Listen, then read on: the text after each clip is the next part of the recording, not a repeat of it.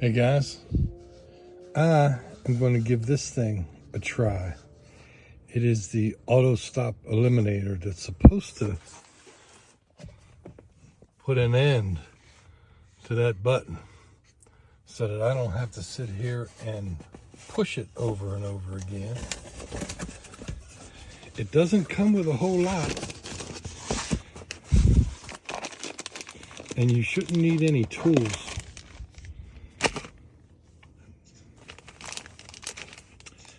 So the hardest part is getting under your dash. If I can get this zip bag open with one hand. And then you get go to the website and look for installation instructions. But what you gotta do is come up under your dash. All right, I'm trying to position this so you can see, because it's dark in the light. See that module? That's right. I can get my finger in the race. Right there, those two cables. You have 8-pin and a 12-pin. There we go. So the connector that's towards the front of the vehicle. It doesn't matter. I mean, if the connector, which would be this end that has the male, that will plug into that connect. See, I have it disconnected right now. It's this one that's hanging. Here it is. So you'll plug that into the male connector, and then you'll take the female connector and plug it into that box where that connector was at. Let me do that real quick. Now, if you can see, it ain't easy to see this, but you can see now I have it hanging down here. So you got to take the zip ties and you just tie it back up. So the cable, the one closest to the front of the truck, you have a little pinch clip on the towards the passenger side. You press that in and pull the cable out, the connector out. Then you put the male end into the female end of that cable from the eliminator, and then you plug the female end back into that box. I can't remember what it's for, but then we zip tie that up, and then we'll show you how this thing works.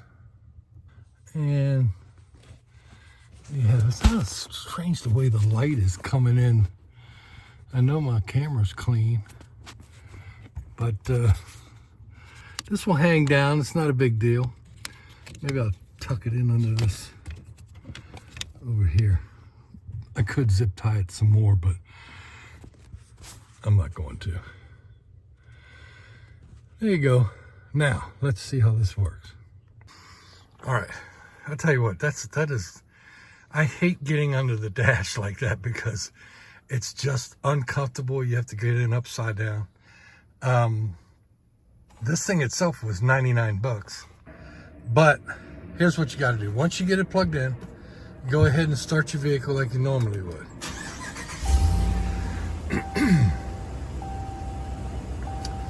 Now what this does, if you notice, I guess it remembered it when I had it off before.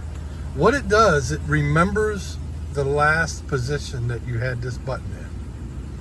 So if I turn it off, and then I turn off the truck, and then turn it back on, it stays off. If I turn it on, shut off the truck. If I start back up, it should. There you go. So it stays in the position that it was when you last shut off the truck. So if it's off, it stays off. If it's on, it stays on. So as you can see, it works pretty good. I don't have to worry about turning this thing off anymore. I can't stand it.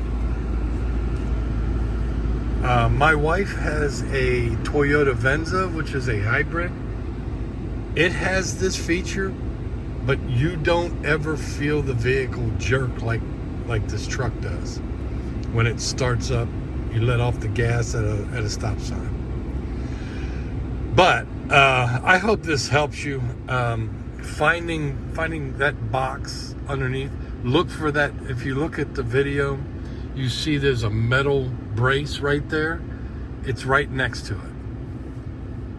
So that should help you find it. This is for Ram. From what I understand, it's for 19 to present, 2019 to present. This one's a 2020 Laramie Longhorn. And if you notice, I'm having an issue that I hear a lot of